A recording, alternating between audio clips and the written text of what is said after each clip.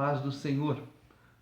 A Síria e o Egito estavam perdendo força, enquanto a Babilônia estava em ascensão. Uma parte considerável dos acontecimentos envolvendo o povo de Deus e as nações ao seu redor ocorreu no contexto da luta entre essas potências, uma série de conflitos da qual a dinastia de Nabopolassar sairia vitoriosa.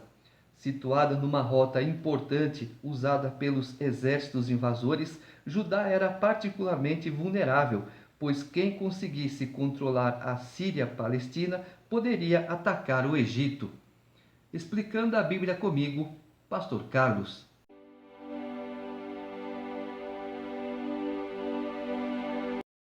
Jeremias capítulo 1. Palavras de Jeremias, filho de Ilquias, um dos sacerdotes que estavam em Anatote, na terra de Benjamim. A ele veio a palavra do Senhor nos dias de Josias, filho de Amon e rei de Judá, no 13º ano do seu reinado, e também nos dias de Jeoaquim, filho de Josias, rei de Judá, até ao fim do ano 10º de Zedequias, filho de Josias, rei de Judá, e ainda até ao 5º mês do exílio de Jerusalém. A mim me veio, pois, a palavra do Senhor, dizendo: Antes que eu te formasse no ventre materno, eu te conheci, e antes que saísses da madre, te consagrei e te constituí profeta às nações. Quando Deus escolhe, chama alguém, já é desde o ventre. O inimigo de nossas almas sabe disso, por isso ele tenta, de todas as formas, impedir que tal pessoa nasça, para que não seja futuramente um servo de Deus, mas ele só tenta. Então lhe disse eu: Ah, Senhor Deus, eis que não sei falar, porque não passo de uma criança. Mas o Senhor me disse: Não digas, não passo de uma criança, porque a todos a quem eu te enviar irás, e tudo quanto eu te mandar falarás. Eu sou uma criança. Deus fala: não, Deus não chama ninguém de criança. Ah, mas então como é que fica o caso de Adão? Era uma criança, mas Deus falou: eu criei o homem. E no caso de Jó? Jó disse: naquele dia seja amaldiçoado quando foi dito que nasceu um homem.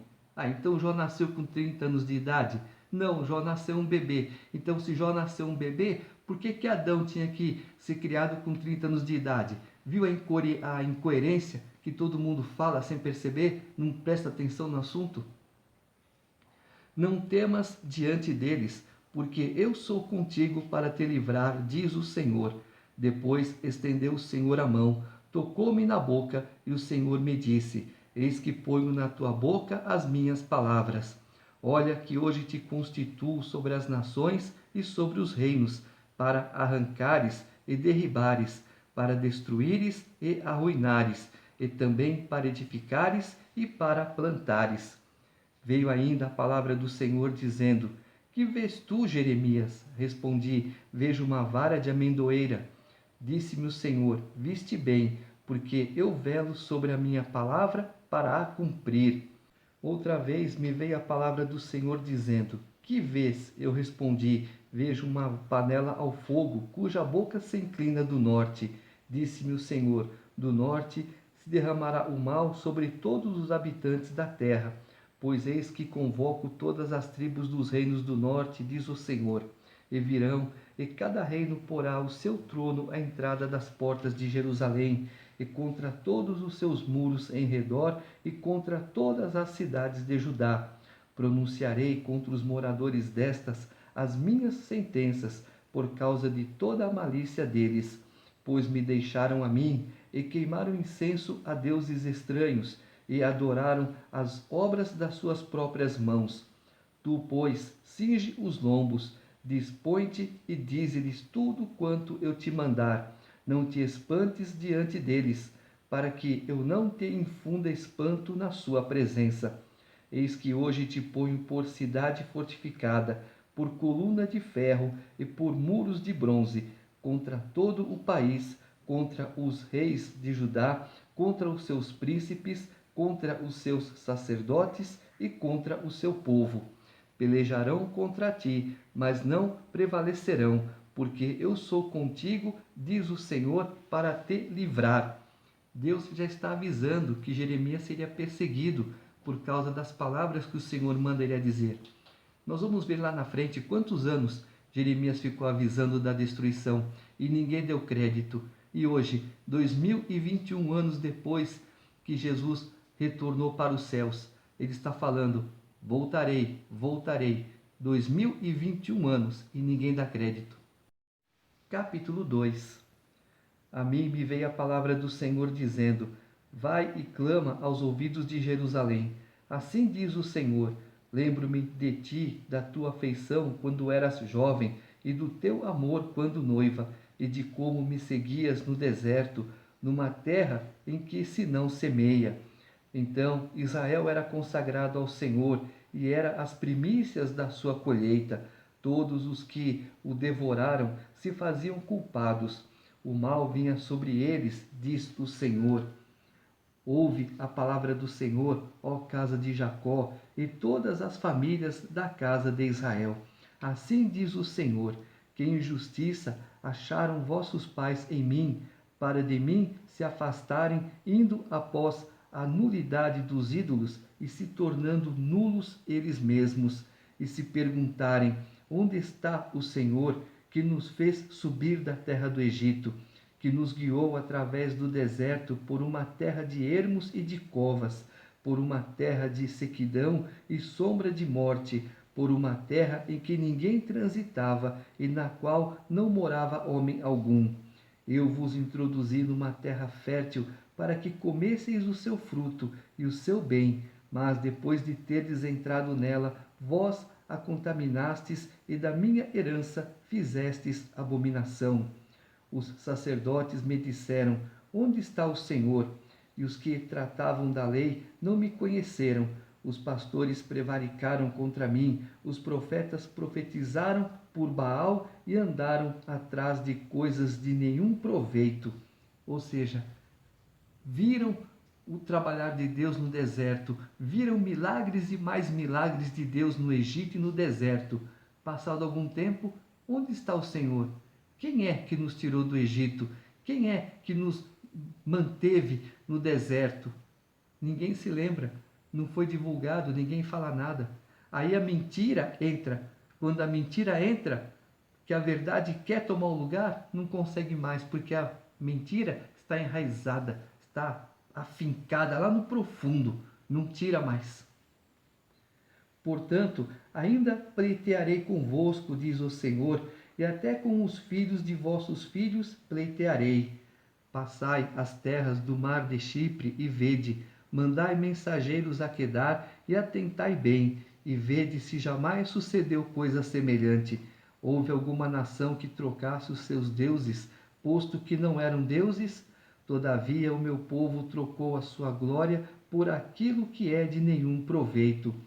Espantai-vos disto, ó céus, e horrorizai-vos. Ficai estupefatos, diz o Senhor, porque dois males cometeu o meu povo. A mim me deixaram o manancial de águas vivas e cavaram cisternas, cisternas rotas que não retêm as águas. Acaso é Israel escravo ou servo nascido em casa? Por que, pois, veio a ser presa?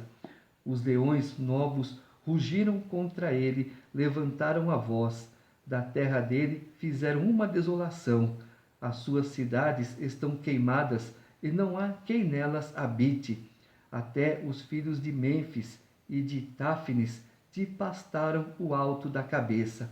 Acaso tudo isto não te sucedeu por haveres deixado o Senhor teu Deus quando te guiava pelo caminho? Agora, pois, que lucro terás indo ao Egito para beberes as águas do Nilo, ou indo à Síria para beberes as águas do Eufrates? A tua malícia te castigará, e as tuas infidelidades te repreenderão. Sabe, pois, e vê que mal e quão amargo é deixares o Senhor teu Deus, e não teres temor de mim, diz o Senhor dos exércitos. Por que o leão ataca? Porque Deus permite. Mas qual o motivo? Rebeldia, desobediência, o afastar-se de Deus.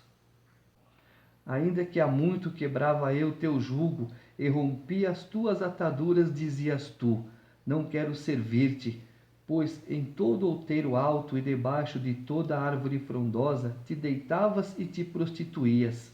Eu mesmo te plantei como vide excelente, da semente mais pura. Como, pois, te tornaste para mim uma planta degenerada, como de vide brava. Pelo que, ainda que te laves com salitre e amontoes potassa, continua a mácula da tua iniquidade perante mim, diz o Senhor Deus. Como podes dizer, não estou maculada, não andei após os Baalins? Vê o teu rasto no vale, reconhece o que fizeste, dromedária nova de ligeiros pés, que andas zigue-zagueando pelo caminho, jumenta selvagem, acostumada ao deserto e que, no ardor do cio, sorve o vento. Quem a impedirá de satisfazer ao seu desejo? Os que a procuram não têm de fatigar-se, no mês dela a acharão. Guarda-te de que os teus pés andem desnudos e a tua garganta tenha sede, mas tu dizes: não é inútil, porque amo os estranhos e após eles irei. Como se envergonha o ladrão quando o apanham, assim se envergonham os da casa de Israel. Eles, os seus reis, os seus príncipes, os seus sacerdotes e os seus profetas, que dizem a um pedaço de madeira: tu és meu pai, e a pedra tu me geraste, pois me viraram as costas e não o rosto, mas em vindo a angústia dizem: levanta-te e livra-nos. É assim mesmo, né? Ah, eu não creio em Deus, Deus não existe. Na hora que o bicho pega, ô Senhor, me livra, me liberta. Aí lembra de Deus, né? Aí Deus existe. Onde, pois, estão os teus deuses que para ti mesmo fizeste? Eles que se levantem, se te podem livrar no tempo da tua angústia. Porque os teus deuses, ó Judá, são tantos como as tuas cidades. Por que contendeis comigo? Todos vós transgredistes contra mim, diz o Senhor. Em vão castiguei os vossos filhos. Eles não aceitaram a minha disciplina. A vossa espada devorou os vossos profetas como leão destruidor. Ah, que geração! Considerai vós a palavra do Senhor. Porventura tenho eu sido para Israel um deserto, ou uma terra da mais espessa escuridão? Porque, pois, diz o meu povo, somos livres, jamais tornaremos a ti. Acaso se esquece a virgem dos seus adornos, ou a noiva do seu cinto? Todavia o meu povo se esqueceu de mim por dias sem conta. Como dispões bem os teus caminhos para buscares o amor, pois até as mulheres perdidas os ensinaste. Nas orlas dos teus vestidos se achou também o sangue de pobres e inocentes, não surpreendidos no ato de roubar. Apesar de todas estas coisas, ainda dizes: estou inocente. Certamente a sua ira se desviou de mim. Eis que entrarei em juízo contigo, porquanto dizes: não pequei. Que mudar leviano é esse dos teus caminhos? Também do Egito serás envergonhada, como foste envergonhada da Síria. Também daqueles sairás de mãos na cabeça, porque o Senhor rejeitou aqueles em quem confiaste, e não terás sorte por meio deles. Deus falou. A tristeza. Vocês conseguem perceber por que Jeremias é citado de profeta chorão? Porque ele sentia o amargor de Deus, a tristeza de Deus no próprio coração, como estou tentando passar aqui agora. A tristeza que Deus sente quando um povo que ele tanto ama, que ele tanto preza, que ele tanto estima, que ele tanto cuida, o rejeita por causa de um monte de baboseira que tem por aí. Não, as baboseiras são mais importantes do que o Deus. É, exatamente. Troca Deus pelas baboseiras. Naquele dia, quando ele trocar você, aí eu quero ver como é que vai ficar a história.